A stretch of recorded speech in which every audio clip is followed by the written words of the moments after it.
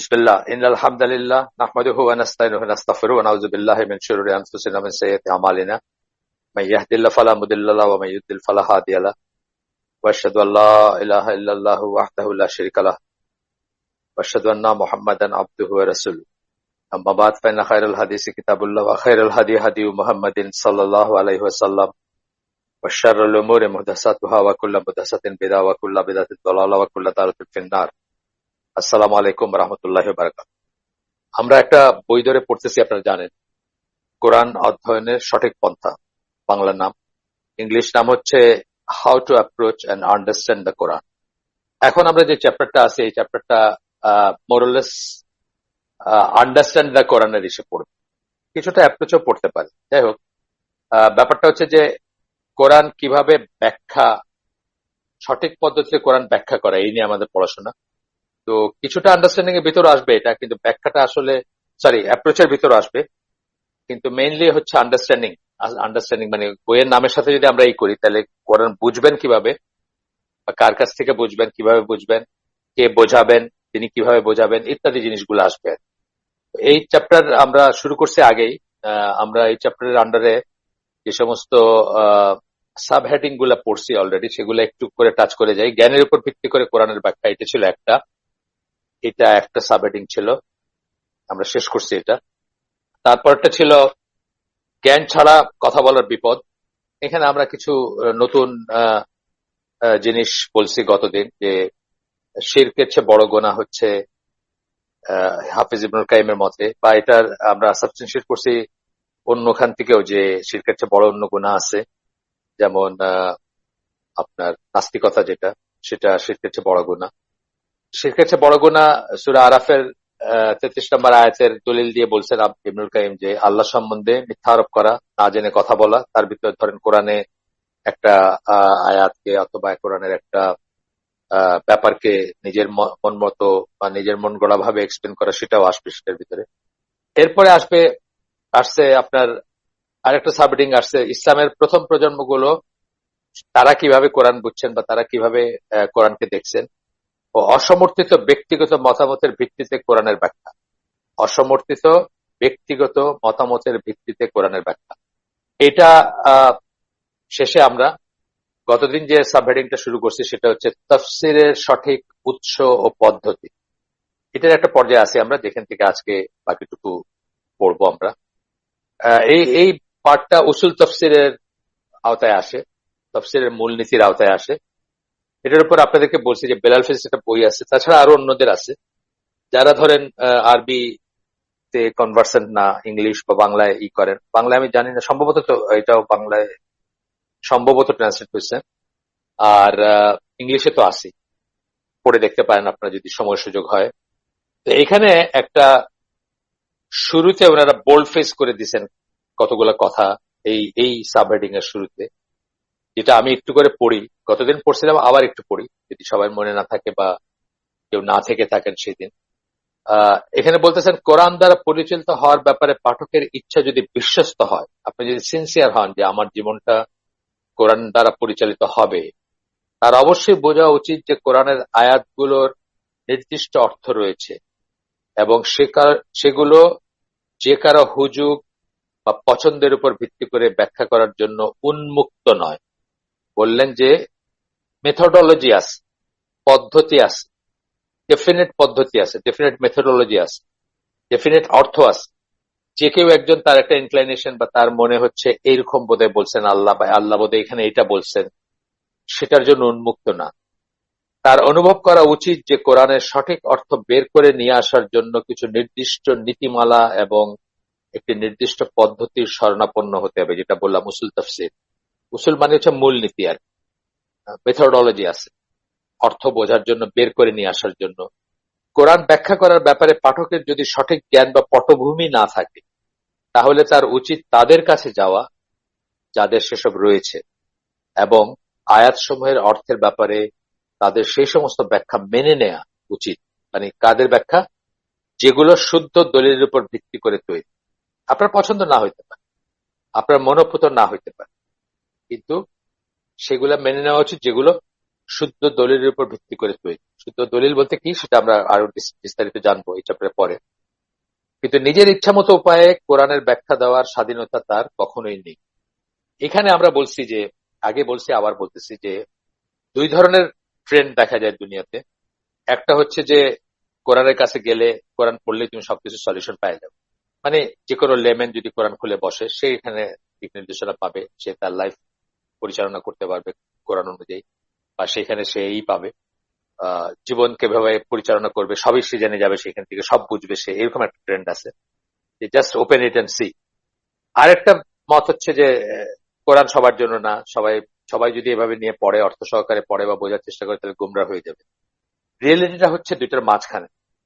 কোরআনের এমন অনেক আয়াত আছে যেগুলো আপনি পড়লে আপনার কাছে একদম রেডিলি মনে হবে যে আপনি জানেন, বোঝেন, বা আপনি বুঝতেছেন আল্লাহ কি বলতেছেন, বা এটার ইমপ্লিকেশন কি আপনি বুঝতেছেন। সেরকম অনেক আয়াত আছে।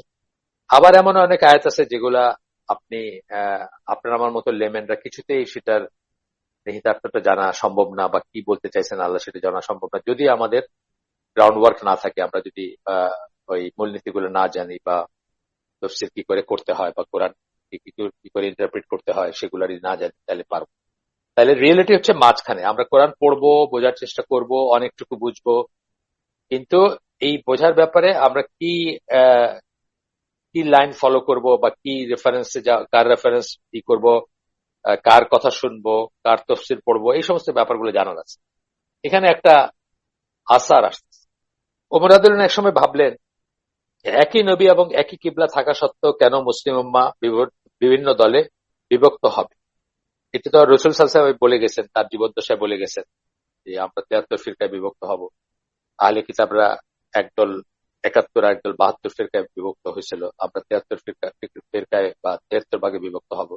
এটা উনি প্রেডিক্ট করে গেছেন তার জীবদ্দশায়, এবং প্রফেসি যেটাকে আমরা বলি, এটা অবশ্যই বাস্তবায়িত হবে, বা হচ্ছে, আমরা চোখের সামনে দেখতে পাই। তো ওমর রাদিয়াল্লাহু আনহু চিন্তা করতেছিলেন যে হাউ ইট ইজ পসিবল, কিভাবে হবে, একই নবী এবং একই কিবলা থাকা সত্ত্বেও কেন মুসলিম উম্মাহ বিভিন্ন দলে বিভক্ত হবে। তিনি ইবনে আব্বাসের কাছে লোক পাঠালেন এবং এ সম্বন্ধে জানতে চাইলেন। তখন ইবনে আব্বাস বললেন, তার কোটেশনটা আমরা পড়বো, হে আমিরুল মুমিনিন, আমাদের মাঝে কোরআন নাজিল হয়েছিল ও আমরা তা আবৃত্তি করি, এবং আমরা জানি যে কি নাজিল হয়েছিল। আমাদের বলতে সাহাবীদের প্রজন্ম কথা বলতেছে। আমাদের পরে এমন মানুষজন আসবে যারা কোরআন আবৃত্তি করবে, কিন্তু যারা জানবে না যে কোন পটভূমিতে তা নাজিল হয়েছে। কোরআন আবৃত্তি করবে, কিন্তু পটভূমিটা কি ছিল, কেন নাজিল হয়েছিল, একটা জিনিস সেটা জানবে না। সুতরাং তারা তাদের মতামত ব্যবহার করবে, কোরআন ব্যাখ্যার ব্যাপারে তাদের মতামত ব্যবহার করবে। আর তারা যখন তাদের মতামতে শরণাপন্ন হবে, তখনই তারা মত পার্থক্য পোষণ করবে এবং একে অপরের সাথে যুদ্ধ করবে। আমরা আজকে খুব ইজিলি দেখি যে এই জিনিসগুলো কিভাবে বাস্তবায়িত হচ্ছে। মুসলমানকে কাফের ডাকতেছে, মুসলমানের যুদ্ধ হচ্ছে, মুসলমানকে বোমা মেরে উড়াই দিতেছে, এন্ড সো অন। এরপরে বলতেছেন, এটা উপলব্ধি করা অত্যন্ত গুরুত্বপূর্ণ যে তাফসীরের উৎসগুলো কি কি এবং সেই উৎসগুলোর কোনটা কতটুকু মজবুত, এই জ্ঞান ছাড়া কারো কাছে সঠিক উপায়ে কোরআন ব্যাখ্যা করার মতো হাতিয়ার থাকবেন। এটা বলার পরে আরেকটা সাবহেডিং এ যাচ্ছেন, এটা হচ্ছে তফসিরের একটি উৎস হিসাবে কোরআন। এই কথাটা আমি অনেক বয়সে শুনছি, ছোটবেলায় কখনো শুনি নাই, বা মধ্য বয়স মানে যখন গ্রোয়িং আপ এজ, মানে বড় হচ্ছে যখন, তখনও কিন্তু এই কথা শুনি নাই যে কোরআনের তফসিরের একটা উৎস কোরআন ইটসেলফ। যদিও কেউ কেউ বলে না, এটাই শুনি নাই, মানে তেমনি এমনি জানার কথা না। বই পড়লে বা কেউ বললে বা কোনো লেকচারে বা কোনো ইস্যু শুনলে সেরকম এক্সপোজার ছিল না আমাদের, আনফরচুনেটলি। আমরা এগুলো শুনি নাই। তো এখন আমরা ব্যাপারগুলা বুঝি, বা ব্যাপারগুলা শুনছি বা পড়ছি বা দেখছি, এখন আমরা জানি। তো এটা আসতেছে সূরা, মানে দলিল হিসাবে বলতেছেন সূরা নিসার 82 নম্বর আয়াত, তারা কি কোরআন নিয়ে ভেবে দেখে না, যদি সেটা আল্লাহ ছাড়া কারো কাছ থেকে আসতো তবে তারা তাতে অনেক অসামঞ্জস্য দেখতে পেত। এটা একটা আয়াত, সূরা নিসার 82 নম্বর আয়াত। এটা খুব ওয়াইডলি কোটেড আয়াত, একটা চ্যালেঞ্জও বটে। মানে আমি আপনাদেরকে বলছি, আমার এক দিনী ভাই ঢাকা ইউনিভার্সিটির প্রফেসর ছিলেন, রিটায়ার করছেন। উনি কমিউনিস্ট ছিলেন এবং নাস্তিক ছিলেন। আপনাদেরকে গল্প করছি আগে, কারো কেউ কেউ হয়তো শুনছেন আমার মুখে। তো উনি আপনার এই আয়াতের মতো করে, আর মানে উনি কোরআনের ভুল ধরার জন্য কোরআন পড়তে শুরু করছেন। এবং শেষকালে তিনি আলহামদুলিল্লাহ খুব ডিভোট মুসলিম যেটাকে বলি, খুবই সিনসিয়ার একজন মুসলিমে পরিণত হন এবং কোরআনের তফসির করে বেড়াইতেন, করে মানে পড়ে বেড়াইতেন বা হাদিস ব্যাখ্যা করে মসজিদ থেকে মসজিদে। আমার সাথে তার দেখা, তখনও উনি ঢাকা ইউনিভার্সিটির টিচার, ফুল প্রফেসর। একটা পাঞ্জাবি পরতেন, একটা কিস্তি টুপি, সাদা রঙের টুপি হয় না সেটা, দাড়ি লম্বা এবং টাকনোর উপরে কাপড়, প্যান্ট প্যান্ট পরা বা ট্রাউজার, স্পঞ্জের একটা স্যান্ডেল পরা, ঝোলায় কাঁধের একটা ইসের ঝোলা থাকতো, কাপড়ের ঝোলা, তার ভিতরে কোরআন হাদিস থাকতো এবং উনি সেটা নিয়ে নানা জায়গায় করতেন, তফসির করে বেড়াইতেন। তো উনি এই চ্যালেঞ্জটা নিছিলেন, এবং সিরিয়াসলি নিছিলেন, যে জন্য উনি আল্লাহ ওনার জন্য পথ খুলে দিছিলেন। আমরা যারা সংশয়বাদী বা যারা কনভিন্স না যে কোরআন আল্লাহর কাছে আসছে বা কোরআনের কথাগুলো সত্যি, সব কথাগুলো সত্যি, তারা এটাকে একটা চ্যালেঞ্জ হিসেবে নিতে পারতাম যে আচ্ছা দেখি না, একটু ঘেটে দেখি কি আছে কোরআন।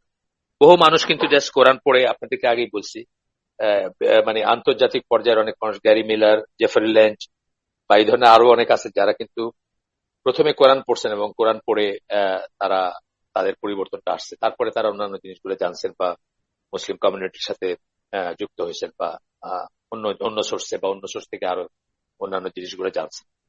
আচ্ছা, এরপর একটা আয়াত কোট করতেছেন এখানে, সেটা হচ্ছে সূরা জুমারের 39 নম্বর সূরা 23 নম্বর আয়াত। আল্লাহ সময়ে সময়ে, ব্র্যাকেটের সময়ে সময়ে কথাটা দিচ্ছেন। ব্র্যাকেটে দেওয়ার কারণ হচ্ছে মানে এই কিভাবে কোরআন নাজিল হয়েছে সেটা। সবচেয়ে সুন্দর বাণী এক কিতাবের আকারে নাজিল করেছেন যা নিজের মাঝে সঙ্গতিপূর্ণ। দুইটা আয়াত কোট করলেন এখানে। কোরআনের তফসিরের উৎস, কোরআনের তফসির মানে এই যে বললেন অসামঞ্জস্য, সেই অসামঞ্জস্য যে থাকবে না এটা আল্লাহ বলে দিলেন, নিজের মাঝে সঙ্গতিপূর্ণ। সম্পূর্ণ কোরআনই আল্লাহর কাছ থেকে এক ওয়াহি। এইমাত্র উদ্ধৃত করা আয়াতটিতে আল্লাহ যেমন বলেছেন, এর অপূর্ব সুন্দর আয়াতগুলোর মাঝে কোথাও কোনো পরস্পর বিরোধিতা নেই। প্রথমটাতে বললেন, সেকেন্ডটাতেও বললেন একই কথা। অনেক সময় আমরা একটা গা ছাড়া ও দায় ছাড়া ভাব নিয়ে কোরআন পড়ি এবং কোরআনের বক্তব্য নিয়ে ভাবার জন্য প্রয়োজনীয় মনোযোগ, সময় বা চিন্তা শক্তি কোনোটি ব্যয় করি না। সরি, এটা ফুটনোট পড়তেছি আমি। এরকম একটা দুরবস্থার মাঝে আমাদের মূর্খতার জন্য কখনো কখনো আমাদের মনে হতে পারে যে কোন আয়াত কোরআনের অপর আয়াতের বিরোধী অর্থ প্রকাশ করে। আমি উদাহরণ দিব আপনাদের একটা। কিন্তু এই আপাত বিরোধিতা সবসময় আপাত ও বাহ্যিক, যা একটু গভীর চিন্তা ভাবনা ও গবেষণার ফলে সবসময় দূর হবেই বলতেছে। আপাত বিরোধিতা সম্পন্ন আয়াতসমূহ সম্বন্ধে বিস্তারিত জানতে দেখুন একটা বইয়ের নাম করছেন, আপনারা হয়তো অত ওই পর্যায়ে যাবেন না, যাই হোক, সেই বিরোধিতা না সেটার উপর বই লেখা হয়েছে আর কি। আবু আব্দুল্লাহ মোহাম্মদ ইবন কুতাইবা, তার লেখা বই। আচ্ছা দেখো, সেটা আমরা ওই ডিটেলসে যাচ্ছি না। আমি একটা উদাহরণ দিচ্ছি। কোরআনের বহু জায়গায় আল্লাহ বলছেন, আল্লাহ যাকে ইচ্ছে তাকে হেদায়েত দেন। যাকে তাতে হেদায়েত দেওয়া কিন্তু অনেকটা মনে হবে আপনার শুনে যে পূর্ব নির্ধারিত সবকিছু, মানুষের কোনো চয়েস নাই বা মানুষ কি করলো তাতে কিছু আসে যায়, এরকম একটা সেন্স হতে পারে। আবার অন্য জায়গায় বলছেন আল্লাহ যে একটা অ্যাটম পরিমাণ সৎকার যে করবে তার প্রতিফল সে পাবে, সেটারও হিসাব দিবেন আল্লাহ বা হিসাব নেবেন। আর একটা অ্যাটম পরিমাণ খারাপ, সূরা জিলজাল যেটা ওখানে বলছেন, আর একটা অ্যাটম পরিমাণ খারাপ কাজ করলেও সেটারও হিসাব তাকে বুঝায় দেওয়া হবে। এখানে কিন্তু বলা হচ্ছে যে মানুষের কর্মফল থাকবে, যে ভালো করবে সে ভালো ফল পাবে, যে খারাপ করবে সে খারাপ ফল পাবে। তাহলে কোনটা ঠিক? এই কথাটা কিন্তু আপনার মনে হইতে পারে। এই কথাটা আপনার ততক্ষণ মনে হবে যতক্ষণ আপনি এটা নিয়ে পড়াশোনা না করে, মানে সংশয়টা দূর না করবেন বা একটা প্রসেসে না যাবেন বা কোন একটা মেথোডোলজি, কিভাবে কোরআন বুঝবেন, কোন একটা তফসির পড়বেন বা কোন একটা স্কলারলি না পড়লেন। আমরা যে ভুলটা করি এখানে, লেমেনরা যে ভুলটা করি, তারা কিন্তু মনে করি যে আইদার প্রিঅর্ডেন্ড বা প্রিডিটারমাইন্ড সবকিছু, অর আমাদের চয়েস আছে। আমরা কিন্তু আইদার এবং অর চিন্তা করি, কেউ বলে না আমাদের করতে, কিন্তু আমরা কিন্তু সেভাবে চিন্তা করি, আর এই জন্য আমাদের কাছে অসঙ্গতিপূর্ণ মনে হয়। কিন্তু আমরা যদি আইদার এটা নয় এটা, অর এইটা, এরকম না চিন্তা করে মনে করতাম যে এইটা এবং এইটা দুইটাই ঠিক, তাহলে কিন্তু আমরা প্রপার আন্ডারস্ট্যান্ডিংটা পাইতাম যে মানুষ চেষ্টা করবে মানুষ চুজ করবে, মানুষের ত্রুটি হবে, তারপরে আল্লাহ তাকে গ্রেস, আউট অফ গ্রেস তার অন্তরটা আল্লাহ জানেন, এবং যাকে আল্লাহ বুঝবেন যে সে অ্যালাইন্ড আছে, সে সিনসিয়ার, তাকে আল্লাহ গ্রেস দিয়ে তাকে কি করে দিবেন, হেদায়েত দিয়ে দিবেন, তাকে আল্লাহ হেল্প করবে, তাকে আল্লাহ এইড করবে। কিন্তু কেউ যদি চেষ্টা না করে বসে থাকে যে আমার চেষ্টা করারই কোনো দরকার নাই, সে কোনোদিন হেদায়েত পাবে এটা আল্লাহ বলেন, বুঝার ব্যাপার আছে। সুতরাং এই যে অ্যাপারেন্ট বৈপরীত্য যেটা আমরা বললাম বা বিরোধিতা যেটা বললাম, সেটা কিন্তু আসলে আমাদের জ্ঞানের অভাবের জন্য হয়। এই যে আমরা আইদার অর, এটা কিন্তু খুব বেসিক একটা প্রশ্ন। সবকিছুই যদি লেখা থাকে তাহলে আমাদের কি দোষ? আমরা তাহলে কি করে সেটা চেঞ্জ করব? এই লেখা থাকা মানে কিন্তু আল্লাহ আপনাকে, এটা আরেকটা, এটাও আরেকটা, যে সবকিছু কি প্রিডিটারমাইন্ড নাকি আমাদের চয়েস আছে, এটাও আরেকটা আরেকটা আরেকটা মানে পরস্পর বিরোধী চিন্তা কিন্তু আমাদের। আমরা মনে করি যে সবকিছু যদি লেখা থাকে তাহলে আমাদের আর কি করার আছে। এই লেখা থাকা মানে কিন্তু আপনার আমার সেন্সে যেটা লেখা থাকা সেটা না। এই লেখা থাকা মানে আল্লাহ যেহেতু পাস্ট প্রেজেন্ট ফিউচার জানেন, আপনার সকল প্রচেষ্টা, আপনার সকল চেষ্টা, আপনার সকল সিনসিয়ারিটি, আপনার সকল তওবা, আপনার সকল ইবাদত সহকারে আপনি কি হবেন, মানে আপনি কোথায় যাচ্ছেন, আপনার পরিণতি কি হবে, যেহেতু আল্লাহ সেটা পাস্ট প্রেজেন্ট ফিউচার একসাথে দেখেন বা জানেন, সেহেতু আল্লাহর কাছে সেটা জানা। এর মানে এটা না যে আল্লাহ আপনাকে জোর করে কিছু পড়াইছেন, জোর করে কোনো কিছু করছেন বা জোর করে বারণ করছেন, তা না। এখানেও কিন্তু অর না, আইদার এটা অর ওইটা না, এন্ড। কিন্তু আল্লাহ সবকিছু জানেন, সবকিছু লিখে রাখছেন, এন্ড আমার চেষ্টার ফলাফল আমি পাবো, এবং ফলাফলটা কি হবে সেটাও আল্লাহ জানেন এবং সেটাও লেখা আছে। এইভাবে বুঝতে হবে জিনিসগুলো। আমি জাস্ট দুটা কমন উদাহরণ দিলাম আর কি, এখানে আমাদের খুবই আমরা পাজল থাকি বা রিডল, মানে একটা ধাঁধার মতো মনে হয় আমাদের কাছে, অনেকের কাছে। ঘুরে ফিরে কিন্তু দেখবেন মানুষ এই প্রশ্নগুলো করতেছে। 2 দিন আগে একজন আমাকে বলছে যে বিয়ের ব্যাপারে কি, বিয়া কি পূর্ব নির্ধারিত? আমরা তো জানি জন্ম মৃত্যু বিয়া, মানে বাংলাদেশে প্রচলিত কথা, তাইলে আর চেষ্টা করে লাভ কি? অথচ আমরা জানি বিয়ের ব্যাপারে আল্লাহ রাসূল সাল্লাল্লাহু আলাইহি ওয়াসাল্লাম বলছেন প্রপার বা কারেক্ট, মানে সঠিক সঙ্গী নির্বাচন করা, এটা হচ্ছে অনাগত সন্তানের আপনি হক আদায় করলেন, সেই জন্য আপনি সঙ্গী নির্বাচন করবেন যে আল্লাহর পথে তাকে বড় করবে। তার মানে এখানে চয়েসের ব্যাপার আছে। আল্লাহ রসুল নিজে চুজ করছেন, মানুষকে চুজ করতে বলছেন, এ এন্ড বির ভিতর তুমি এর কাছে বিয়ে বসো, বি এরকম, বি ঠিক না, এরকম কথা বলছেন আল্লাহ রসুল। তো বুঝতে হবে যে অনেক সময় আমরা আর কি আমাদের আমাদের ব্রেনে যেভাবে জিনিসগুলো আসে, আমরা অনেক সময় মনে করি আইদার এটা অর এটা, এন্ডটা মনে করতে পারি না অনেক সময়, সেখানে আমাদের সমস্যা হয়। যাই হোক, প্রসঙ্গত বললাম কারণ এই প্রশ্নগুলো ঘুরে ফিরে আসে। ইসলামের ইতিহাসে কৃত ভুল সময়ের সবচেয়ে বড় একটি হচ্ছে সম্পূর্ণ কোরআনকে একটা সত্তা হিসেবে বিবেচনা না করা, এবং এমন একটা পূর্ণ সমগ্র হিসাবে বিবেচনা না করে যার কিছু অংশ অপর অংশকে ব্যাখ্যা করে। বলেন যে ইসলামের ইতিহাসের সবচেয়ে বড় ভুল, এটা অনেক বড় মানুষ ভুল করে গেছে, যে কোরআনটা হচ্ছে একটা টোটাল, একটা হোল, পরিপূর্ণ একটা পূর্ণ একটা একটা ব্যাপার, যার এক অংশ আরেক অংশকে ব্যাখ্যা করে বা সাপ্লিমেন্টারি কমপ্লিমেন্টারি, কোনো বৈপরীত্য থাকবে না, থাকতে পারে না।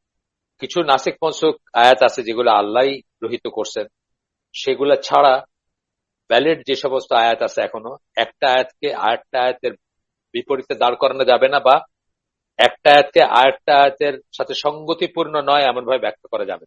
এখানে একজন স্কলারের কথা বলতেছেন, আবু আল ফারিসি বলেন, গোটা কোরআনকে এমন ভাবে বিবেচনা করা যায় যে এটা যেন অনেক সূরার সমষ্টি নয়, বরং কেবল একটি সূরাই, যা এক স্থানে বলা হয়েছে তার সম্বন্ধে অন্য স্থানে ব্যাখ্যা দেওয়া হয়েছে, মানে মানে টোটাল একটা হোল সেই হিসাবে বলছেন।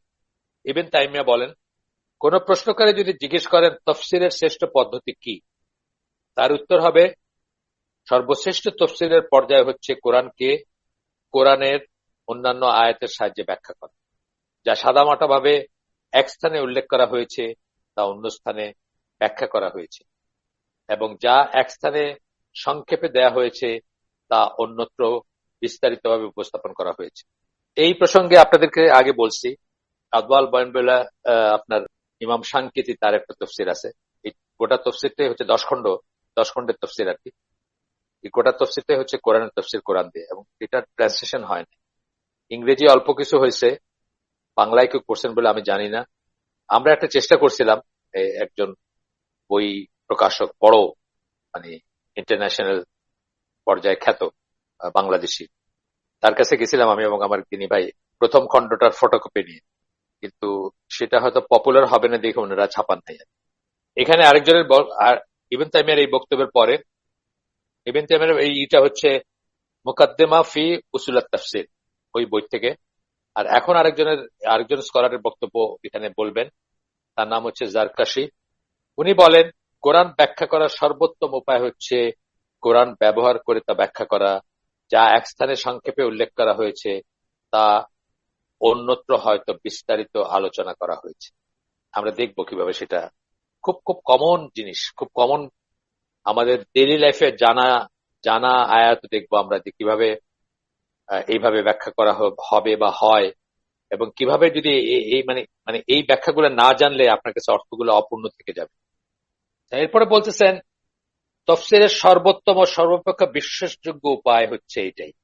কেন? কোরআনের অর্থ আল্লাহর চেয়ে ভালো কেউ জানে না, যেহেতু এটা আল্লাহর স্পিচ।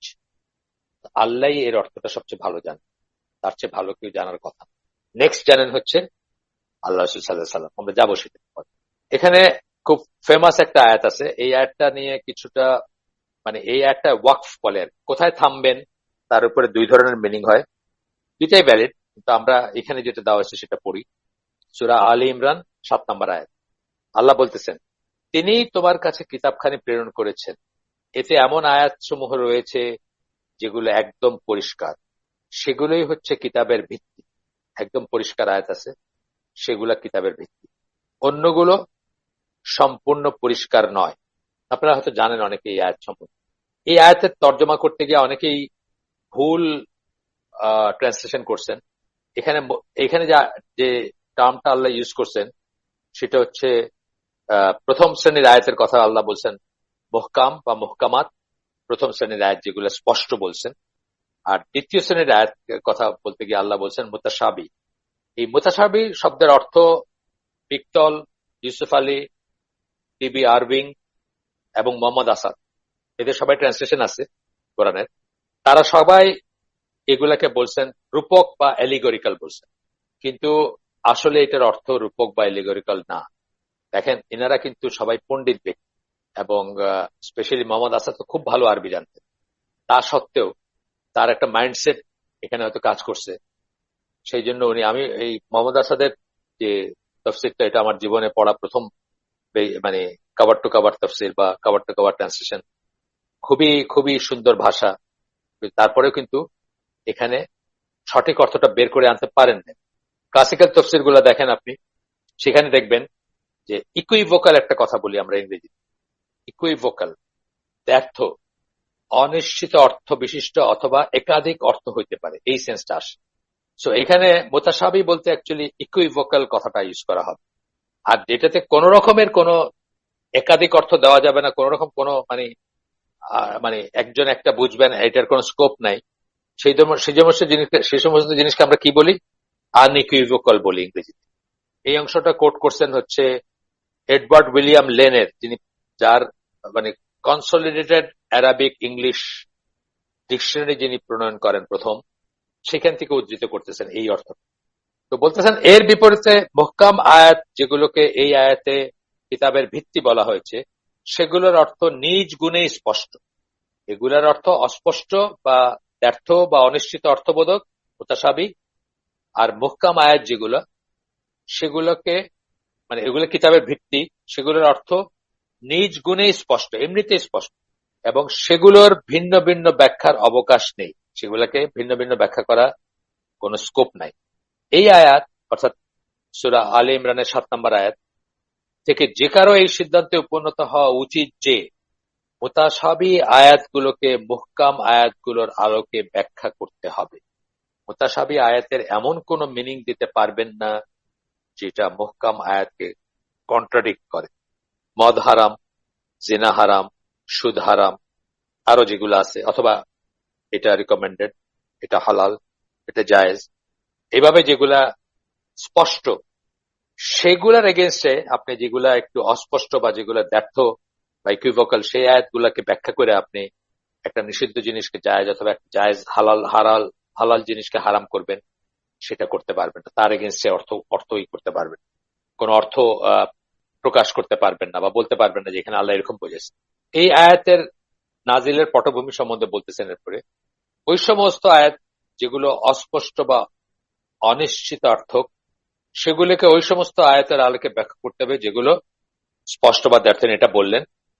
এই পটভূমিটা কি, এই আয়াতটা ওই সময় নাজিল হয়েছিল যখন নাজরান থেকে একদল খ্রিস্টান রাসূল সাল্লাল্লাহু সাল্লামের কাছে এসেছিলেন, বাহাস করতে আসছেন, বিতর্ক করতে আসছেন, বুঝতে আসছেন, দাবি করতে আসছেন।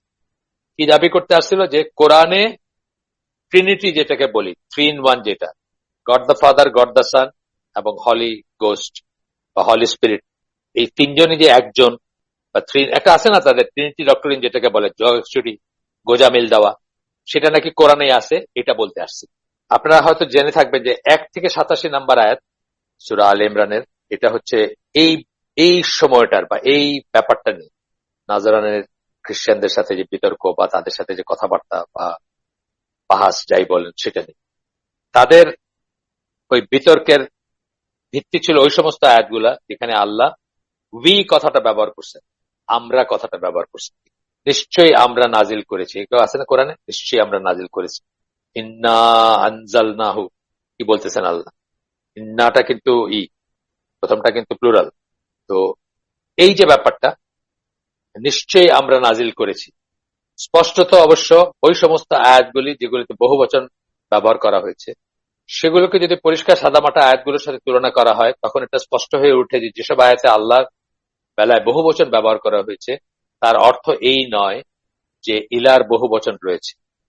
আপনি যদি ওই যে বললেন এই আয়াতগুলোকে ব্যাখ্যা করতে হবে, এটার একাধিক অর্থ দিতে পারেন আপনি, কিন্তু ব্যাখ্যা করতে হবে কিসে, যেগুলো স্পষ্ট আয়াত সেগুলার স্পষ্ট আয়াতে আল্লাহ কি বলতেছেন।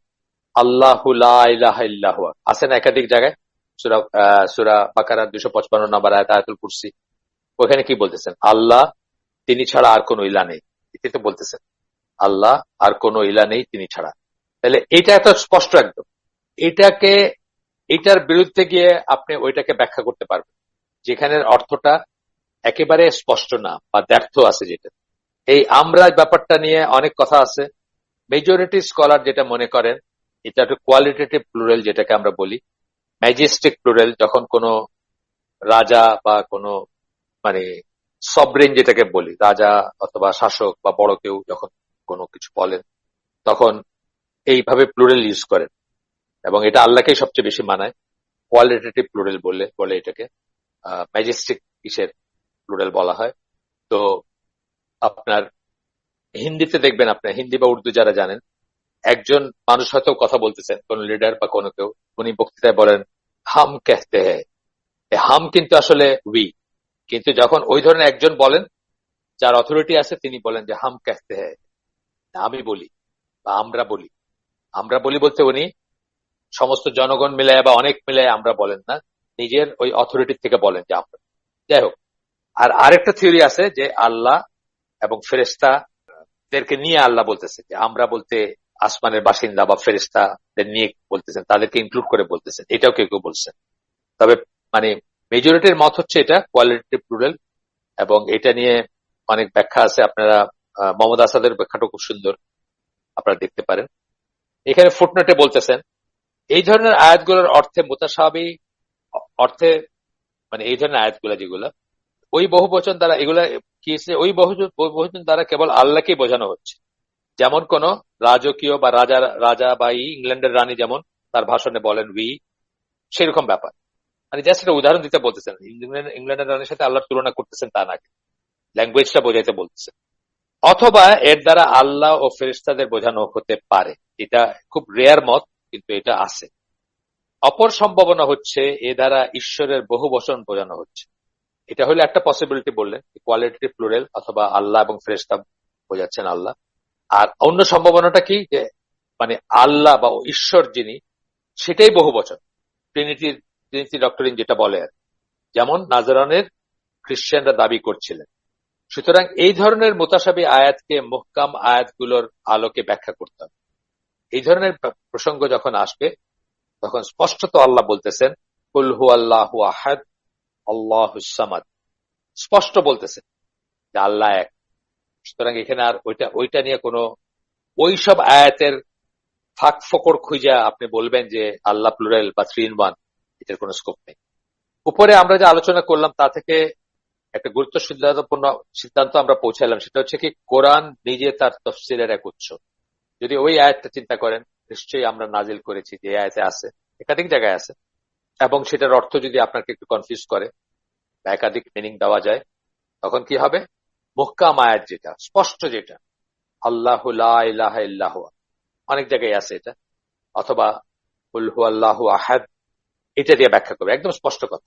কেউ যদি কোরআনের কোন আয়াতকে এইভাবে ব্যাখ্যা করার চেষ্টা করে যা কোরআনের অন্য আয়াতের সঙ্গে বিরোধপূর্ণ হয়, তাহলে ওই ব্যাখ্যা মিথ্যা ও অগ্রহণযোগ্য হিসাবে পরিত্যাগ করতে হবে। এখানে আমরা ওই জিনিসটাতে ফিরে যাই। আল্লাহ বলতেছেন আল্লাহ কাউকে জুলুম করেন না, আল্লাহ যার যার যে একটু ভালো কাজ করছে সেটার হিসাব তাকে বুঝাই দিবেন, যে একটু খারাপ কাজ করছে সেটার হিসাব তাকে দেখাবেন। আবার আল্লাহ বলতেছেন যাকে খুশি তাকে হেদায়েত দেন। তাইলে এই একটাকে আরেকটার এগেন্স্টে দাঁড় করানো যাবে, একটা অর্থকে আরেকটার অর্থের এগেন্স্টে দাঁড় করানো যাবে। এই দুইটার সমন্বয় বুঝতে হবে যে দুইটা অ্যান্ড অর না, মানে জাস্ট আবার প্রসঙ্গ তো আমি আপনাদের বললাম। এর ব্যতিক্রম হচ্ছে কোনগুলা? নাসিক এবং মানসুক, এটা আমরা জানি। নাসিক মানসুক আয়াতগুলা এর ব্যতিক্রম, কারণ এখানে দেখা গেছে যে ধরেন সবচেয়ে উদাহরণ হচ্ছে, প্রকৃষ্ট উদাহরণ হচ্ছে সূরা মুজাদেলা, সেখানে 12 এবং 13 বা 13 এবং 14, 12-13 সম্ভবত আয়াত দুইটা, যে রাসূলের সাথে কথা বলতে গেলে সাহাবীরা যদি কোনো পরামর্শ দিয়ে যান, অ্যাকচুয়ালি তাদেরকে ডিসকারেজ করা হয়েছে আর কি, যখন তখন যাবেন, যখন তখন ছোট মানে তারা যখন রসুলকে পাচ্ছেন, ন্যাচারালি আমরা কি করি, আমরা যেন একটা আলেমের কাছে থাকি বা বড় কোনো স্কলারের সাথে আমাদের দেখা হয়, আমরা চেষ্টা করি যে ম্যাক্সিমাম তার কাছে কত কি শোনা যায়, এবং প্রশ্ন করতে শুরু করি। আমরা করতে করতে অনেক সময় সিলি প্রশ্ন করি, তার সময়ের জ্ঞান, মানে তার যে সময় যাচ্ছে বা তার যে একটা রেস্টের দরকার বা তার যে প্রাইভেট সময়ের দরকার, এগুলো আমরা মনে রাখি না, আমরা তাকে জেকে ধরি অনেক সময়। তো এই ধরনের জিনিসকে ডিসকারেজ করা একটা আর কি। তো বলছিলেন যে তার সাথে দেখা করতে হলে কিছু সাদাকা করবো, আগে সাদাকা করবা, তারপরে তার সাথে পরামর্শ করতে যাওয়া। কিন্তু পরবর্তী আয়াতে এটা কিন্তু বাতিল হয়ে গেছে। একজন মাত্র সাহাবী এটার উপর আমল করতে পারছেন, তিনি কে? আলী রাদিয়াল্লাহু আনহু। তো এই যে ব্যাপারটা, এটা যদি আপনি দুইটা আয়াত আপনি যদি না জানেন যে একটা একটা নাসিক একটা মানসুখ, একটা আয়াত বাতিল হয়ে গেছে, একটা আয়াত তাকে বাতিল করছে, তাহলে আপনার মনে হতে পারে যে এখানটা বৈপরীত্য আছে। এটাই বলতেছেন, এটা এক্সেপশন, কিন্তু আসলে কোনো বৈপরীত্য নাই। আপনি যখনই জানবেন যে এই আয়াতটা আগে আসছে, আল্লাহ এখানে একটা কিছু করতে বলছেন, পরবর্তী আয়াত দিয়ে সেটাকে বাতিল করে দিচ্ছে, সেটা আর প্রযোজ্য নয়। সুতরাং এখানে বৈপরীত্যের কিছু নেই। এখন আমরা যাব কোরআনের নিজেকে ব্যাখ্যা করার উদাহরণ। কোরআন নিজেকে ব্যাখ্যা করার উদাহরণ, অনেক সময় কোন একটা বিষয়কে হয়তো একটি আয়াতে সাধারণভাবে উল্লেখ করা হয়েছে, যেটাকে অপর একটি আয়াতে স্পষ্ট করে ব্যাখ্যা করা হয়েছে। যেটা আমি বললাম যে আমি অনেক অনেক বয়সে গিয়ে এটা জানছি যে ব্যাপারগুলো এরকম। যেমন ধরেন এই যে একটা তো খুব কমনলি আমরা যেটা বলি যে এখানে আসবে, এখান থেকে পড়ি, ঠিক আছে। তো এখানে বলতেছেন যে উদাহরণস্বরূপ সূরা নাজিয়াতের 15 থেকে 25 আয়াত, মুসা আল্লাহ সাল্লামের কাহিনীকে খুব সংক্ষেপে তুলে ধরা হয়েছে। মুসা আল্লাহ সাল্লামের জীবনের বিস্তারিত আলোচনা হয়েছে সূরা আল কাসাসের 2 থেকে 44 নম্বর আয়াত। একটা জায়গায় খুব সংক্ষেপ, অন্য জায়গায় বিস্তারিত। একটা জায়গায় যা পড়লেন তা থেকে আপনি মানে খুব পরিষ্কার হইল না হয়তো, তখন আপনি জানবেন অথবা কেউ আপনাকে জানাবে যে ওই জায়গায় এটার, যারা তাফসীর কাজ তারা বলবেন যে ওই জায়গায় এটা ডিটেলস আছে। এখানে একটা উদাহরণ দিতেছেন, সূরা বাকারা 37 নম্বর আয়াতে আল্লাহ বলতেছেন, তারপর আদম তার প্রভুর কাছ থেকে বাণী লাভ করলো এবং তিনি তার প্রতি সদয় হলেন। এইটুকু কথা বলতেছেন। এই আয়াতে আদম কি বাণী লাভ করলেন আর কি বাণীটা কি সেটাও যেমন এক্সপ্লেন করা হয় নাই, এবং আল্লাহ যে তার প্রতি সদয় হইলেন, সদয় কিভাবে হইলেন সেটাও কিন্তু এক্সপ্লেন করা হয় নাই। সদয় হওয়া বলতে বা কি বোঝানো হয়েছে সেটাও কিন্তু এক্সপ্লেন করা হয়। সূরা বাকারার 37 নম্বর আয়াতে এই কথাগুলো আছে। তারপর বলতেছেন এটার ব্যাখ্যা কোথায় আছে, আদম কি বাণী লাভ করছেন এবং সদয় হওয়া বলতে কি বোঝায় সেটার ব্যাখ্যা কোথায় আছে? সূরা আরাফের 23 নম্বর আয়াত। তারা, আদম এবং হাওয়া ব্র্যাকেটে, বলল, হে আমাদের প্রতিপালক, আমরা নিজেদের প্রতি জুলুম করেছি। যে দোয়াটা আর কি, রব্বানা যালামনা আনফুসানা, হে আমাদের প্রতিপালক, আমরা নিজেদের প্রতি জুলুম করেছি আপনি যদি আমাদের ক্ষমা না করেন এবং দয়া না করেন তাহলে আমরা ক্ষতিগ্রস্তদের অন্তর্ভুক্ত হব। এই যে এটা, তারপর আদম তার প্রভুর কাছ থেকে বাণী লাভ করে, মানে এইটা বলার পরে সূরা জুমারের 71 নম্বর আয়াতে বলতেছেন, না সরি, এটা এটা বলার পরে কি করলেন, আল্লাহ তাদেরকে তাদের সদয় হইলেন, তারা আল্লাহর কাছে তওবা করলেন, মাফ চাইলেন, তারা যে স্বীকার করলেন তাদের দোষ, তখন কি হলেন, আল্লাহ এবং তিনি তাদের প্রতি সদয় হলেন। এই কথাটা বলতেছেন, মানে ওটা এক্সপ্রেশন ওইখানে আসে না, এখানে আসে। এরপরে আরেকটা করতেছেন, আরেকটা আয়াত বলতেছেন সূরা জুমারের 71 নম্বর আয়াত, যেখানে আল্লাহ বলতেছেন, হ্যাঁ নিশ্চয়ই অবিশ্বাসীদের জন্য ধ্বংসের ঘোষণা বাস্তবায়িত হয়েছে। অবিশ্বাসীদের জন্য ধ্বংসের ঘোষণা বাস্তবায়িত হয়েছে। এই ঘোষণাটা কি সেটা কিন্তু এখানে স্পষ্ট বোঝা যাচ্ছে না।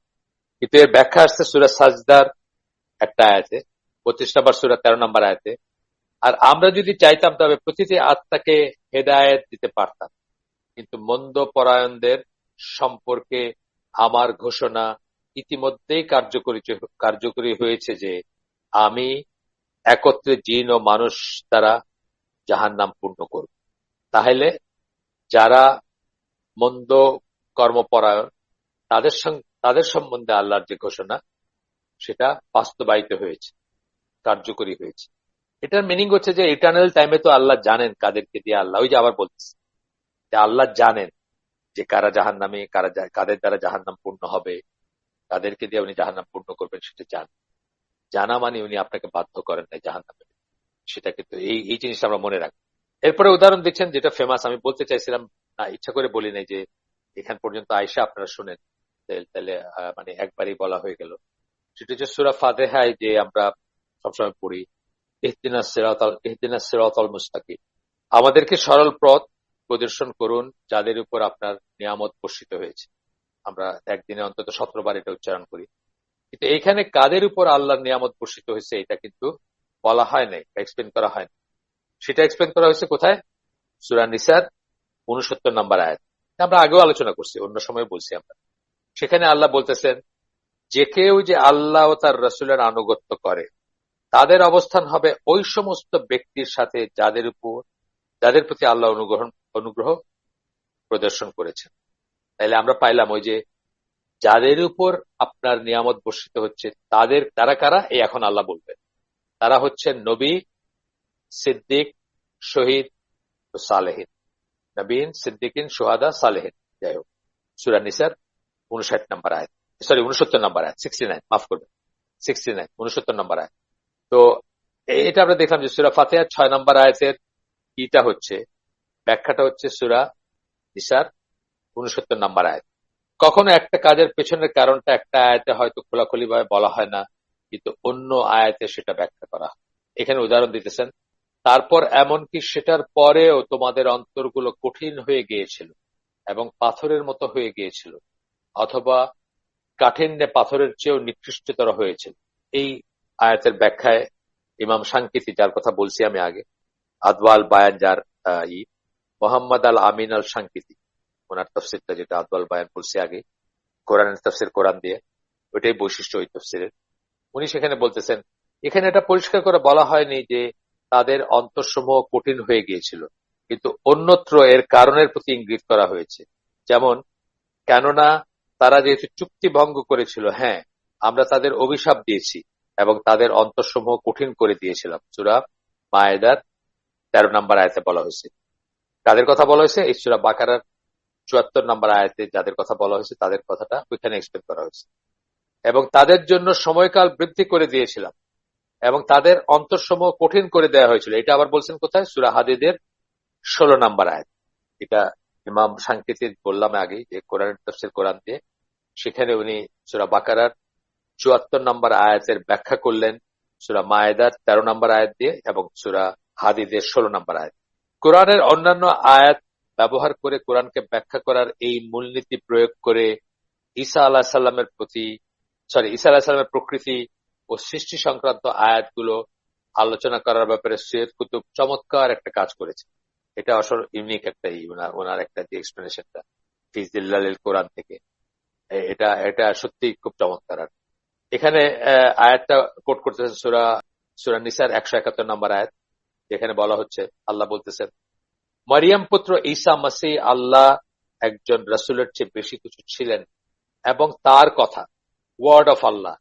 তারা বলে তো word made flesh, word made book, এই কথাটা বলে খ্রিস্টানরা। ইসলাম সম্বন্ধে বলে যে আল্লাহর কথাকে বই হিসাবে আসছে, ওয়ার্ড মেড বুক। আর ঈসা আলাইহিস সালামের কথা বলে যে ওয়ার্ড মেড ফ্লেশ, মানে আল্লাহর কথা রক্ত মাংসে পরিণত হয়েছে, এটা বলে তারা। কিন্তু দেখেন সৈয়দ কুতুব কি এক্সপ্লেন করতেছে, এবং তার কথা যা তিনি মরিয়মের কাছে প্রেরণ করেছিলেন, এবং এক রূহ যা তার কাছ থেকে এসেছিল। সূরা নিসার আয়াতে এই কথা বলা হচ্ছে। এখানে তার কথা এবং এক রূহ যা তার কাছ থেকে এসেছিল, এই দুটো বাক্যাংশ কিছু সংশয়ের উৎসে পরিণত হয়েছে। সৈয়দ কুতুব বলেন যে তার কথা যা তিনি মরিয়মের কাছে প্রেরণ করেছেন, এই সম্বন্ধে এটা কি, এটার এক্সপ্লেনেশন দিচ্ছেন কি, এটা হচ্ছে হও, কথাটা হচ্ছে কি হও, কোন, যেমনটা সূরা নাহলের 40 নম্বর আয়াতে আল্লাহ বলছেন, আমরা যা চাই তার ব্যাপারে আমরা কেবল বলি হও এবং তা হয়ে যায়। তাহলে কি হওয়া কথাটাই, যে হও, হও বলটাই হচ্ছে তার কথা। এই কথা যে রক্ত মাংসের মানুষে পরিণত হয়েছে এমন কোনো কথা নাই। মানে খ্রিস্টানরা যে ব্যাখ্যাটা দেয় সেটা সেটা সেটা কোনো কথা নাই, মানে সেরকম কোনো কথা নাই। সৈয়দ কুতুব বলতেছেন এখানে বোঝানো হয়েছে যে আমরা শুধু বলি তার কথা, মানে আল্লাহ শুধু বলেন হও, এবং মারিয়ামের কাছে সেটাই বলছেন যে মারিয়ামকে, মানে মারিয়ামের গর্ভে সন্তানের জন্ম হোক বা হও, এটাই বলছেন এবং সেটা হয়েছে। এ সম্বন্ধে কুতুব বলেন আল্লাহ কেবল মরিয়মের কাছে এই শব্দটি প্রেরণ করেছিলেন এবং একজন পিতা ছাড়াই ঈসা আলাইহিস সালাম সৃষ্ট হয়েছিলেন। এই একই পদ্ধতিতে অপর বাক্যাংশে এক রূহ যার কাছ থেকে এসেছিল এর বেলায়ও প্রয়োগ করেছেন। সৈয়দ কুতুব যুক্তি দেখান যে আরেকটা আয়াতের কথা বলতেছেন, সূরা সদ 2টা আয়াত, 71-72 নম্বর আয়াতে আল্লাহ বলতেছেন, লক্ষ্য করো, প্রতিপালক ফেরেশতাদের বললেন, আমি মাটি থেকে মানুষ তৈরি করতে যাচ্ছি। যখন আমি তাকে রূপ দেব এবং তার মাঝে আমার রূহ ফুঁকে দিব, তখন তোমরা তাকে সেজদা করবে। তারপরে অন্য জায়গায় বলতেছেন, কুতুবের এই ব্যাখ্যা সূরা ইমরানের একটি আয়াত, আলে ইমরানের একটি আয়াত দ্বারা সমর্থিত। সেখানে কি বলতেছেন আল্লাহর পরিপ্রেক্ষিতে ঈসার ব্যাপারটা হচ্ছে আদমের ব্যাপারের সদৃশ্য। তিনি মাটি থেকে তৈরি করেছিলেন এবং বলেছিলেন হও, এবং সে হয়ে গিয়েছিল। এখন সবকিছু মিলল না, সবকিছু কিন্তু এক লাইনে আসবে, যে রূহ ফোকার যে ব্যাপারটা, আল্লাহর নিজের রূহ ফুকছেন, এটা কিন্তু এক্সপ্লেনেশনটা ভুল। আল্লাহর রূহ বলতে আল্লাহর সৃষ্ট রূহ। আল্লাহর, যেমন বাইতুল্লাহ বলতে আমরা কি বুঝি, আল্লাহ কি ওই ঘরের ভিতর থাকেন নাকি, ওটা কি আল্লাহর ঘর, থাকার ঘর নাকি? না, আল্লাহর জন্য তৈরি বা আল্লাহর মালিকানা দিন। আল্লাহর ঘর বলতে আল্লাহর মালিক, আল্লাহ যেটার মালিক সেই সেন্সে বুঝি আমরা। আল্লাহ এখানে থাকেন সেটা বুঝি না।